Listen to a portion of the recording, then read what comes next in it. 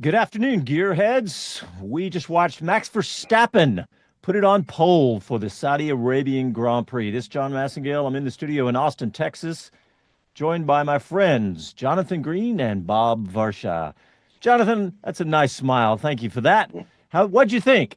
Max Well, Verstappen? just generally, I think Coulthard on F1 TV summed it up, which was, are we seeing qualifying of the ages here? Mr. Qualifying, Leclerc, fourth quickest, but I think that's all. I don't think he put a foot wrong either. No. It's top draw, and it's four different manufacturers in the top four.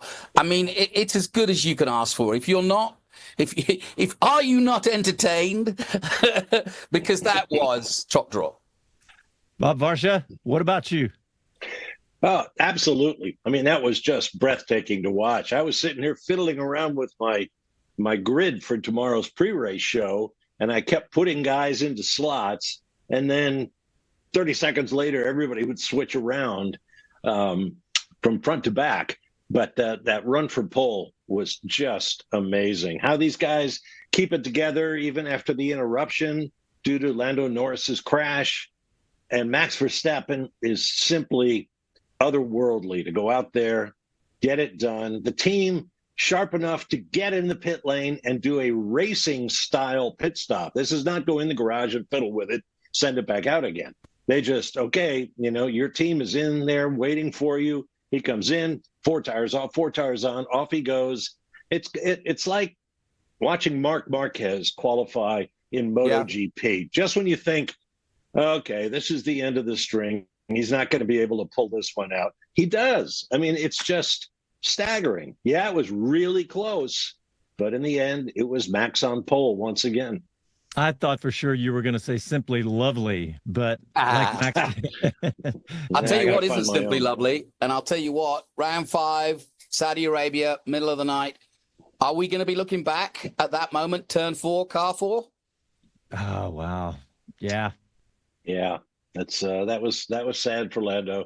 But this track, I mean, if I had to pick one track in Formula One that scares the daylights out of me, it's this one. So fast, so blind, so easy to get it wrong. Kyle Kirkwood, who won the Long Beach IndyCar race, was watching, and when Yuki Tsunoda crashed last night, he was trying to say, okay, it's because there was a seam in the wall, and if there hadn't been a seam there, he might not have crashed. He would have glanced. So I don't know, but it's just so exciting to watch these guys race, and that other terrific drivers are paying so much attention. Well, and there's precedence. Isn't this the track that Verstappen was on an unobtainium lap and crashed out of the last corner, 21? Yeah. Yeah. And, I figured the chances of a crash in Q3 were just so high. What is statistically it's 100% chance of a safety car in the race tomorrow. So we figured, but I just didn't expect it to be Lando, but he's really, to me, on an emotional downslide right now. It just feels like it. He and I don't know if that's just the radio messages that we keep hearing or what, but do you guys agree? I keep changing my mind on it, to be honest. There was in terms of, he's a bit like Hamilton in that he wears his heart on his sleeve regardless, of what's happening. I'm not saying regardless, but whatever's happening. It's a breath of fresh air for a journalist. It's not a Stroll interview where you get nothing. You get more than you kind of want. It's an honesty that is beyond. And I was listening to Checkered Flag the other day, and they were saying that, maybe we should be pleased that he's that honest. And the difference is whether you can take that honesty and then turn it off and move on. Last week he said, I just had a good night's sleep and I'm fine now, after saying that I felt like I'd never driven a Formula One car before. But that's how he felt at that moment. Yeah. And so what I say is I keep changing my mind. I'm kind of open to let Lando live his life on his sleeve in front of us, a la Mr. Johnson, or what was the famous movie with Kerry. Oh yeah, with Jim Carrey. Yeah, where his whole life was a movie. But that's how it feels, right? The Truman Show. That's how it feels right now with Lando. Mm-hmm. And to a certain extent, Hamilton. I mean, I'm sure we'll get his. We've got Chris in the pen, so he's going to be the first to talk to Lando today. Yeah, Chris Medland will be with us here in just a few minutes. I believe I haven't seen a text from him, but he's going to be with us shortly, sometime during this. But if all goes according to plan and he doesn't have to go to medical, it will be Chris's interview. Yeah. Yeah. He sounded okay from the race car. Yeah, I agree completely with the idea that some of these guys are such great talkers. As an interviewer, it's always nice to see that the person you're talking to is thinking about his or her answers as the conversation goes on. You know, there's all sorts of cliches and platitudes. We've all heard them before. Well, you know, that's racing and we'll have to see what happens and, you know, that kind of nonsense. Lando, and you're right, Lewis, you know, they'll pause for a moment as if to say, what do I think about that? And then they'll tell you. And that's the whole point of the exercise. Mm. Well, we saw Verstappen take provisional pole with about 3 minutes left by a thousandth of a second. Mm-hmm. And then he won it over Piastri by a hundredth of a second. I mean, this is just amazing. You said it earlier, Jonathan, but this is amazing to watch right now. And look at George Russell. I think his average finish, if I'm not mistaken, is P3 this year. He has been so consistent. He's the only driver, I think, that's been in the top 5 of every race this year. But right. For him to every competitive session, that means qualifying and racing. Yeah, it's amazing, isn't it? Yeah, it really is. He probably doesn't get enough credit for that. And it's going to help him in the long run if people start talking about Max Verstappen leaving Red Bull and possibly going to Mercedes, which is really the only place among the big 4 teams that has room for him. And George Russell gave an interesting answer to a question about whether, you know, should Mercedes, you know, try for Max Verstappen? And he said, why wouldn't they? Of course you want Max Verstappen. And these guys don't get along. You know, they don't necessarily even like each other. But, you know, George recognizes game. It's like honesty and sincerity and everything. It's like it's the new norm. You know, there's no mind games. You think of Alonso when he says things, he's always strategically thinking. Now all these drivers just say what's on their mind. Mm-hmm. And I think it's a combination of drive to survive, the access, social media, but also some good journalists, frankly. Lawrence Beretta does a great job. We know Chris does. You know, even Jamie Chadwick, you know, I think you could see the respect they had for her at the end there. And she is good. She's a good commentator. I've been listening to her all weekend and she's been great. And I think that's a level that there isn't anybody, there's nobody trying to do a cheap entrapment, trying to raise, you know, to raise the stakes a little bit and trying to get them to niggle each other by saying, oh, you know, so-and-so said this or whatever. And so we're getting a purity that I've not seen in a long time. Yeah. Hey, I'm just looking at the results here. Carlos Sainz out qualifying Alex Albon. I think I heard him say that it's only the second time that Alex Albon has been out qualified. And Carlos Sainz has been saying he needs a little time, and you know we got the race tomorrow to see. But hey, it's good on him for that, though. Yeah, and you know what? I'm really enjoying because if you remember, Williams sort of poked out at Bahrain testing, and we said, "Oh, is this going to hold?" You know, but it is, and Carlos is now finding his feet, and we've got a mighty battle between those two. It doesn't matter where they finish overall. I think it's going to be great between those two. And hopefully we'll see the same thing at Ferrari when Lewis Hamilton gets his feet under the table, so to speak. Yeah, I'm not worried. I said this last week. I'm not worried about Lewis because Leclerc is, I think, pound for pound, one of the best drivers in the world. And I don't want to judge anybody out. But when you just take him and Ferrari and his qualifying skills alone, you know, it's no mean feat for Hamilton to be doing what he's doing. He's there. He's not out of it by any means. And so is Yuki, by the way. I'm really pleased for Yuki. Yeah. I mean, Yuki has finished what? I saw a stat, 4 out of 5 races, including both teams. He's been in Q3. So, I mean, look, he's turning into the driver that Red Bull needed. He's filling that second driver role like it hasn't been done in almost a year. In free, I think free practice 1 is a good judgment because you go to a new track, it's the middle of the day, and he was 100th. I made a note of it. He was 100th off Verstappen's time. They were 6th and 7th. And I thought to myself, that out of the box, that is really impressive. Yeah. Also impressive, Kimi Antonelli. I mean, hanging right in there with George Russell. I mean, qualifying 5th today. So another that battle between those two is only going to get better because Antonelli has found his feet for sure. Yeah, and Pierre Gasly, led a session of practice, and now he's up there in the top 10 in qualifying. Yeah, once again. And probably the dubious distinction would be Lance Stroll, who apparently set the record for most Q1 exits in F1 history. With 75. So, all right, guys, we got to take a break, and we'll be right back after these messages to continue to break down qualifying in Saudi Arabia.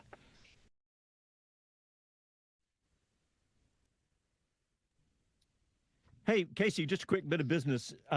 We don't have any Oracle live reads, and we have just one spot, so we're good on the regular schedule with just one more break, right? Okay, great. All right, let's see who's on YouTube. Oh, lots of folks out here. He wants it copyrighted. I agree with him. AP's got the word Max Factor. Max Factor. That copyright may go back to the 70s. TW's here. Todd Dauber's here. He said, that was a great poll. Kevin Kelly. Dang it, Max. Yeah. Cut it out. You're breaking my heart here. Yeah. I like what Max said, though. What did he say? He said, the car came alive in the night, right? The cooler temperatures and whatever they did, the adjustments they did. Hey, what, Red Bull can feel like they're in disarray with those pit stop problems last week and all the talk about Max leaving and all that. But sometimes they just get it right, and I think that was a team thing just as much as a Max thing. So sure. What else? I do find it funny that we go from basically Chris saying to Christian Horner, well, Helmut Marko is the one that said, it started all these rumors. And saying Did you like the way they're worried about Max leaving. Did you like the way Christian didn't answer that? No, he didn't. He didn't answer that. I wondered if anybody else caught that. Yeah. Yeah, that was great. Heat of the moment, he said. Yeah. Todd Dauber says, even Russell was surprised he had a chance to make 2 runs when we were talking about the fast race pit stop style. I mean, the other thing is I feel for Norris because, as you say, even Tsunoda's back that day wasn't that big a deal, and nor was this. It was just a moment, Coming back. Hi, this is Max Verstappen, and you're listening to Speed City. Welcome back to the fastest hour in radio, Speed City. Welcome back. Max Verstappen on pole in Saudi Arabia after a thrilling qualifying session. Watching Max Verstappen ahead of Oscar Piastri and George Russell on the top 3 in that. And we've covered all those top 3. But what about the bottom 10 here, Jonathan? Alex Albon is the one that stands out immediately. Like I said in the previous segment, that he's first, very rarely does he get out qualified.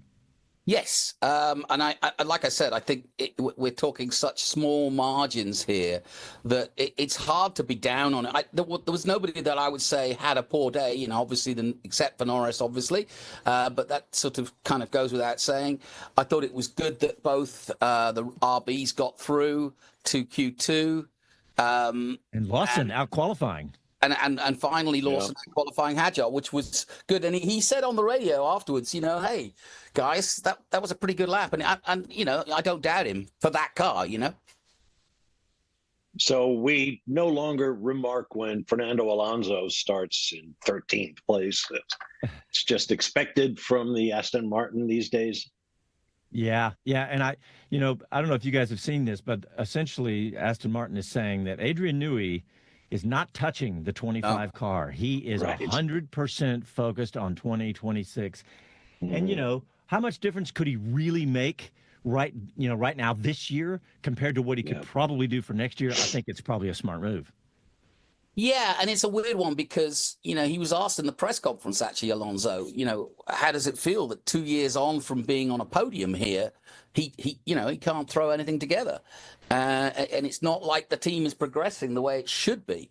And he didn't answer that either. He kind of said, yeah, it is what it is kind of thing. Yeah. So Hadjar in 14th. Behrman, good qualifying because, like Chris said in the pre-show, is that Haas had a lot of work to do, and for Behrman to put that car into Q2, I think was a nice accomplishment. Yeah. Mm-hmm. Yeah, and then we had Stroll in 16th, Jack Doohan in 17th. What do you think about Jack Doohan's progress, Jonathan? He's made progress. Yeah, it's an interesting. I know exactly what I think about that, which is, I don't think he's doing badly. Gasly, though, has risen his game to the point where he's making Doohan look poor. Yeah. And we all know what's in the background. So here we go again. Could we see another Lawson situation? Yeah, it's got to be tough when you're new to Formula One and, you've not got a great car. Jonathan and I, last year in Las Vegas, sat with Adrian Atkinson, who was the PR and comms chief at Aston Martin. And we were saying, what's going to happen to Lance Stroll? He just doesn't seem to be getting the results. And Adrian said, well, keep in mind, we haven't given him a good car yet. Just ask Fernando.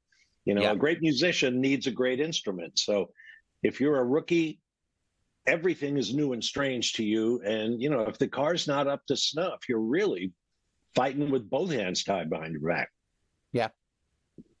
Yeah. And behind Doohan is Hülkenberg, Ocon, and Bortoleto. So the two Sauber cars, they are where they are, right?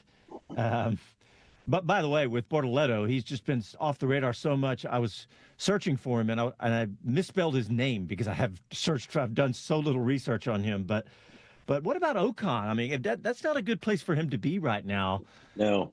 Not especially given what Behrman is doing. That's what I mean. That's exactly what I'm saying, is comparison to Behrman. Yeah. And in Bortoleto's, behalf, in fairness to him, he had that fuel leak. That's right. Missed a session. Cost him an entire session. So. Yeah, that's true. That's true. So let's go back towards the top here. We saw Max Verstappen with an amazing pole run, but Piastri continues to just look amazing. And I've been seeing comparisons to Kimi Räikkönen with his radio messages. What do you guys think? You comparing what? To Kimi Räikkönen with just he's had a couple of blunt, I guess is the word for his comparison. What do y'all think? Yeah. Well, I'm sure you've seen the sniping on social media. There'll be a shot of 12 different shots of Oscar Piastri with that stone face, and underneath it'll be captioned with different emotions: rage, humor, fear, everything else. And his face never changes. So that's kind of who he is. I can feel a meme coming on in my head with Andrea Stella going, with a shot of Lando and Oscar with the sea gently wafting by inside his head, while Lando is clearly at a rave and a disco because there's a lot going on in his head. We said it, Chris and I, during the Wheel to Wheel show on Wednesday about, are we watching Oscar Piastri? Are we watching somebody that's, going to be potentially a champion this year and really coming into his own? It sure feels like it right now, doesn't it? In terms of persona, he's the closest thing to Max that I would. Yeah. He and George Russell, to me, mindset-wise, two of the strongest characters outside of Max. Mm-hmm.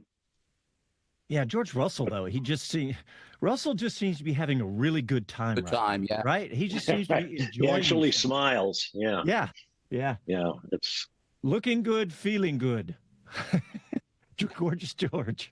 Yeah. Remember, there's a lot of rumors boiling about his contract because he's up this year.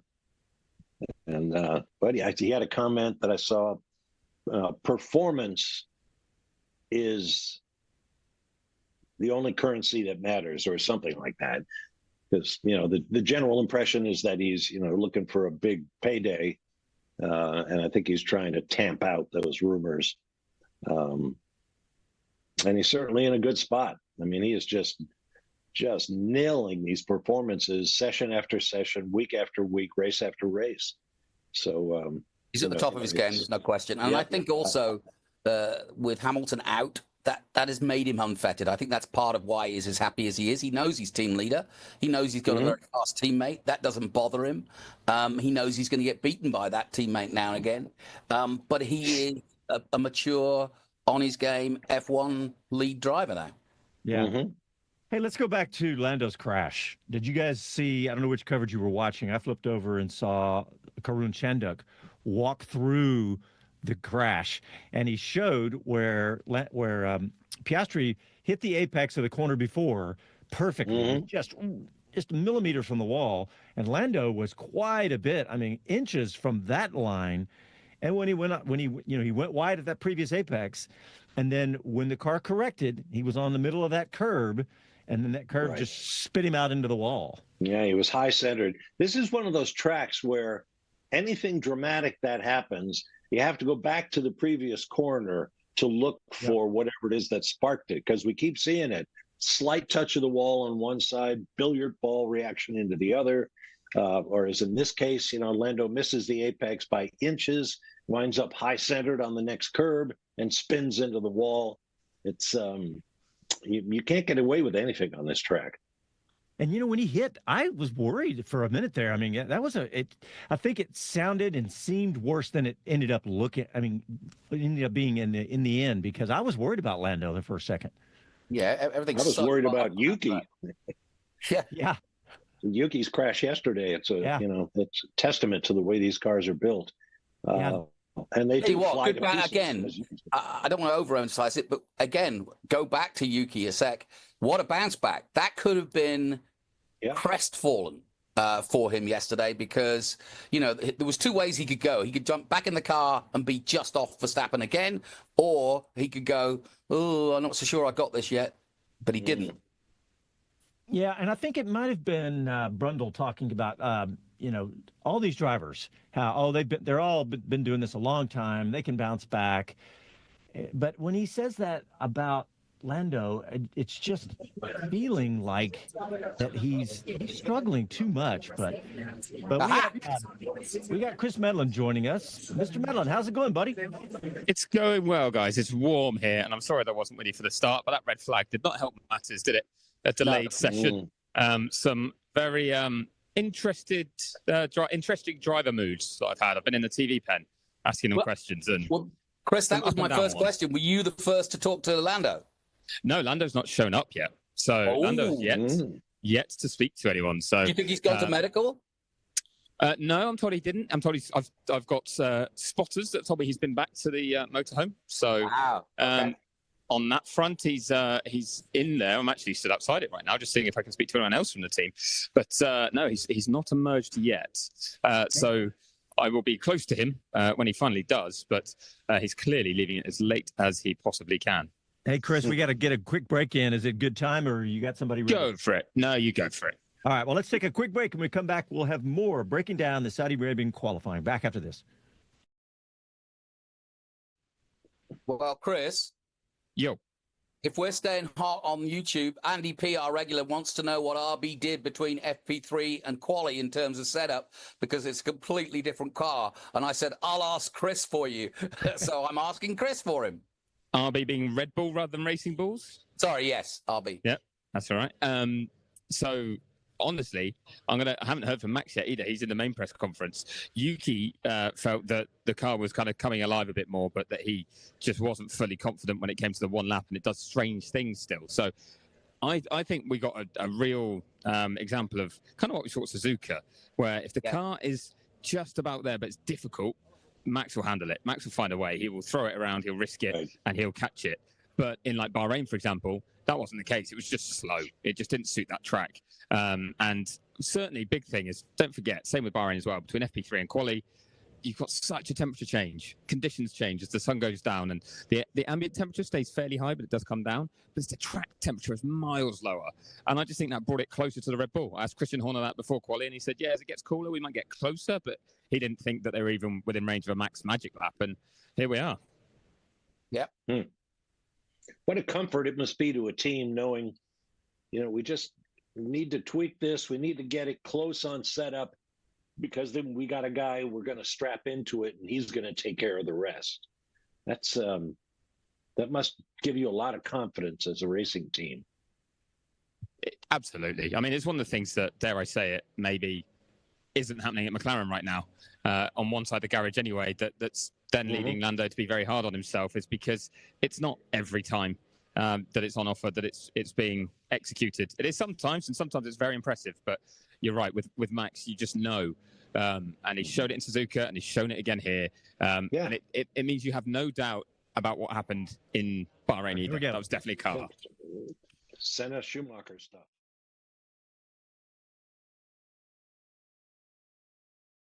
I'm George Russell, and you're listening to Speed City. Welcome back to the fastest hour in radio, Speed City. Welcome back. Thanks, George Russell. And we are chatting with Chris Medland, who's in the paddock in Saudi Arabia. Chris, where are you? What's going on around you? I'm sorry. I'm sweet-talking McLaren, trying to speak to Andrea Stella in a second. And they said, I'm going to repeat the words, seeing as it's me. No chance. No, so apparently I'm at the back of the queue, but I'm in the queue. So, I want to hear what Andrea has to say about that session. Because, as I said, haven't heard from either of the drivers myself yet in the TV pen. They haven't come through, either of them. As Oscar goes straight to the press conference with print media, and Lando yet to emerge after that crash. Chris, you said you had some interesting moods. Tell me, give me a flavour for who you've talked to. So I'll tell you one that stood out, and it's because it's one of the later ones, but Kimi Antonelli.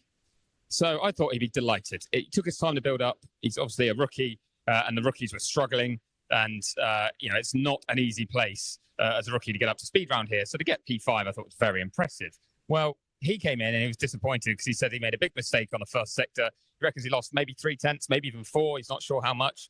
But then he said, I just still focused and nailed the rest of the lap. So I'm pleased with the rest of the lap. Well, he was half a second off pole and 0.3 off his teammate, George Russell. Maybe just over 3.5. So he feels like he would have been close to George. And maybe, top 3, top 4 could have got ahead of Charles Leclerc if he'd have put his lap together. And I think the standards he is setting for himself are extremely high, extremely impressive. So that surprised me. I expected him to be happier. Carlos Sainz, kind of the same. I think there's more relief than delight. He wasn't smiling when he came over. He was more like focused, like, yep, that's where I should be. I'm getting there now. But he's got such high expectations as well. And Lewis Hamilton was an interesting one because it was a tough day from yesterday. He was hard work speaking to him yesterday because he was really down. Definitely an improvement today, definitely happier, but he did joke that maybe he's never going to lose that muscle memory over one lap. And he's just not too sure how far forward he can go in the race as well. But I think he sees that as a better day and yet still a long way from where he demands it himself. Well, Carlos Sainz now qualified for his ex-Ferrari teammate, Lewis Hamilton, in back-to-back races. Crikey, good start. Yeah. I mean, they're close together, though, aren't they? They're 6th and 7th. So Lewis will want to clear that very quickly. But, yeah, that is a very good stat because it just shows, one, how competitive sometimes the Williams can be or some of the midfield cars can be, but two, how much Lewis is struggling. There was one other driver actually that stood out, and it was Charles Leclerc, and he was very, very disappointed. He said he got everything out of the car and they're 0.3 away, and that's not where he wants to be fighting for P4. He wants to be in that mix, that epic pole mix that we saw. And I think he's just dejected that he now knows how to get the most out of the car, how to drive it, and it just puts him in 4th place. I think that's the truth, isn't it? I said Mr. Qualifying is only good enough for 4th, but I think he didn't do anything wrong either. Mm-hmm. Absolutely, yeah. We saw a few drivers there that had little moments, but others that I thought nailed it and would be happy. And when I put that to him, I said, you've absolutely done what you need to do. And he says, yeah, I've done my job, but my job is, or I don't want my job to be finishing 4th in qualifying. And also, I must admit, it's so hot here that they've jumped out the car, hot and sweaty. emotions are high in that sense. And speaking of emotions being high, I bet they're high with Andrea Stella right now. Hello, Andrea. McLaren team principal. I managed to grab him before he gets to go into air conditioning. We were talking pre-qualifying of a McLaren 1-2 perhaps, but qualifying has been close. To have one car second, but one car crashing out in Q3, I guess how frustrated are you not to capitalise on your potential? Well, first of all, starting with the first part of your question, like McLaren P1, P2, I think we don't have to be sort of flattered by what we see in practice. The practice results depend very much on the run profile, on what kind of approach you want to have to practice sessions. For us, it was always very clear that Verstappen and Russell were very close. This circuit has some similar demands to Suzuka, and in Suzuka, the driver in pole position was Max. So no surprise at all. There's no magic in this sport. There's just technical improvements, and I don't think we have, upgraded the car to justify that here in Jeddah now we enjoy who knows what kind of advantage. So no surprise that is very tight. Well done to Max on this pole position. Well done to Oscar. I think he got pretty much the most out of what was available on our car. And we also see that Mercedes is not very far. So very exciting for Formula One, I would say. And Oscar is still in a very competitive position to give it a go at winning the race tomorrow. Some more work for Lando. Definitely P10 means that there will have to be some overtaking. The race pace on Friday in practice was very strong. I would say was exceptional by Lando. So hopefully we'll be in condition to use this pace. And I think if we do so, we should be able to recover position, which is important also for the championship. But Lando looked very quick, though, as the weekend went on. This is question 2. I was told I was allowed 2 questions. But his confidence looked better, but then that's going to hit it. Do you have to pick him up tonight at all? I think the focus will shift very, very rapidly on what we have to do for tomorrow. What is the starting tire? What is the strategy? How do we drive the race? How do we overtake people? Because clearly it's not an ideal situation, but these sort of problems are just a matter sometimes of, little issues with in that case, it just missed the apex by a few centimeters. He ended up on the outside curb, things that can be rectified. I think it will be important tomorrow to pull off a very strong race. And then if there's something to learn for qualifying, surely we will do it and we will get even stronger for next one. Thank you very much, Andrea, for your time. Thank you very much, Steph Carlin, for your time as well. That was honestly 2 questions, I promise. I got the hurry up. That's Steph Carlin. It is Steph Carlin who works with Andrea Stella now. Yeah. I was just saying in the chat that, the PR people are like gannets. They will not let you talk longer. And Steph's one of the best in the business. That's because Andrea Stella was giving us lots and lots of time on the answer to the first question. He's perfect. Yeah.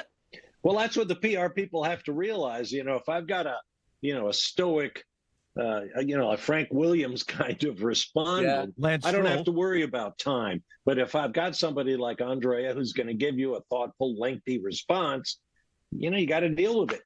Yep. Same with Frederick Vasseur, isn't it? Yeah. It was the glare I got when I started asking the second question, which is why I had to say, this is the second question. But I think she felt the first one had been so long that I'd have to cut it there. Should we see, though? Fire and ice cream. She smiled at the thanks at the end. Fortunately, Andrea is very good to us as well. As we had in Suzuka, didn't we, when we grabbed him? I was allowed 1 question, and he gave us about a 4-minute answer that covered absolutely every detail of every car in the race. So I thought it was interesting, Chris, as you wanted to get your next one. But if you've got a chance to answer this, I thought it was very enlightening that he said he gushed over the race pace of Lando, and which will prove to be key tomorrow for Lando's progression, because if he stays in 10th tomorrow, all bets are off. But if he can move forward like he did last week, and he can get up to decent points, this could save his blushes from today. Yeah, absolutely. I mean, don't forget, things happen at this track. You get incidents, you get crashes like Lando's in Q3. You get safety cars, you get red flags. We had a safety car period in the F2 race earlier that meant that got completely mixed up, and someone got a penalty that cost them a win because the field was bunched up and it dropped them actually off the podium, Richard Vershaw. So all sorts can happen, and it can happen very quickly around here, kind of out of nothing, because it doesn't take much to make a little mistake. Now, to paint a bit of a picture, though, I was going looking for an interview that I really wanted. I don't think I'm going to get it, sadly, because it's Christian Horner, and he's busy right now, sat outside Red Bull Hospitality with two people that he, quite often when he sat outside with, people are paying a lot of attention to. So it's Raymond Vermeulen, which is Max Verstappen's manager, and Helmut Marko. And the three of them are in fairly deep conversation. But I would say it looks, a relaxed one, a happy enough one. They're obviously happy for it to take place out in the open where people can see them. And look, I kind of want to throw this to you guys, but do you not sometimes feel like the Red Bull roller coaster is a bit much? If we go back 2 weeks, incredible what Max did. Great qualifying lap, great race win, full of praise. Team is like, yes, he did brilliantly. We gave him a car that was, okay, and he delivered a brilliant win. And he's 1 point off the championship lead, and they're high. They finished sixth last weekend at a track that really didn't suit them, and it's really tough. And it's like the world's ended, and they're talking about Max leaving, and there's big rows. And then 6 days later, look at us again. The ups and downs, they can't keep themselves on a level, on an even keel. It's like a motorsport version of TMZ, isn't it? That's pretty good, actually. Yeah. I mean, well, it's true, though, because Helmut Marko is, he's going to leave the team. He was sixth. Oh, he's pole. Yay. And Jonathan, you dropped in that little story that even James Vowles is chiming in on this, right? What, on Red Bull? Yeah, on Max Verstappen. Well, why Max should not. Oh, yeah, why he should. Yeah, Mercedes. exactly. Why he should. He should take no notice. Yeah, I mean, I agree. And I mean, Alonso was asked about it in the press conference with Max sat next to him. Are you guys going to be teammates? And he goes, nah. Yeah. I was in that James Vowles session, now I can tell you. Obviously, it was, if you asked the question, he was good enough to answer it. He didn't initially say, I want to talk about this. But I thought it was very telling, actually, that he kind of said, hey, what Mercedes has as a lineup is very strong. And I think today's proven that. Great job from George Russell that we saw out there as well. Timing of that, by the way, his managers just walked by and heard. Great job from George Russell and smiled broadly. But it was. He was in that fight for pole. And Kimi Antonelli up there as well. And he's developing so quickly. I can see that you would invest in that future at Mercedes. What Vowles was saying is those two fit the culture, they fit the atmosphere they currently have. Mercedes look like they're in a good place. You're set for a long time with those two, and they're very, very good. Yes, yeah. Max would bring you a little bit more performance. Sure, he's Max Verstappen. He is that good. He called the Suzuka lap performance jaw-dropping. But he said at the same time, it comes with a lot of downsides. And I guess some of those are what I'm talking about. I can see outside hospitality right now is the team around him and the kind of drama that goes with every up and down of performance. Hey, Chris, we were talking before you jumped on about, in fact, right when you jumped on, we were talking about Lando Norris and what's going on in his head. And I saw on, I think it was therace.com where he said Norris admission he's getting in his own head. What do you think what's going on in Lando's head? I think it is the case that he's a little bit too focused on perfection. And he's not able to give himself a little bit of credit when he does a good enough job. Now, the thing is, do I think that's a problem? Yes, when he has an issue like today. I think it means it builds the pressure up and he's thinking, right, perfection or nothing. Like that's all I can focus on. It's very binary with him. But at the same time, I think by having such high standards, eventually, and the problem is the process is a bit too long, but eventually it will lead him to some of his really good performances, a high level driving that we have seen him perform. If we think last season, even Melbourne, he was not happy with his car in Melbourne, and he held off Verstappen under pressure in tricky conditions. Yes, the McLaren was the quickest car, but he was actually really not happy with it, he said. So I just feel like he's not quite yet allowing himself to release the pressure that builds up on his own shoulders to then make sure he performs more consistently. But I do think it's actually something that is improving him as a driver. Just it leads him to too many big mistakes at the moment. And right now he's got a car he shouldn't be making them in because he can win a title in that car. Yeah, I mean, those of us who've been around as long will remember how petulant Schumacher and Senna would be when they didn't get the perfection. And I agree with you, Chris. That bodes well for somebody who wants to be the best. Yeah, it absolutely does. It's a good mentality. Sebastian Vettel spoke brilliantly about it this week, saying that's what you want in your elite sports people. Like that is the way we should be praising him for being open, honest, self-critical, looking to improve all the time. But he just seems to do it slightly too much, too often, that doesn't allow himself to relax and perform. Yeah. All right, guys. Well, we are out of time.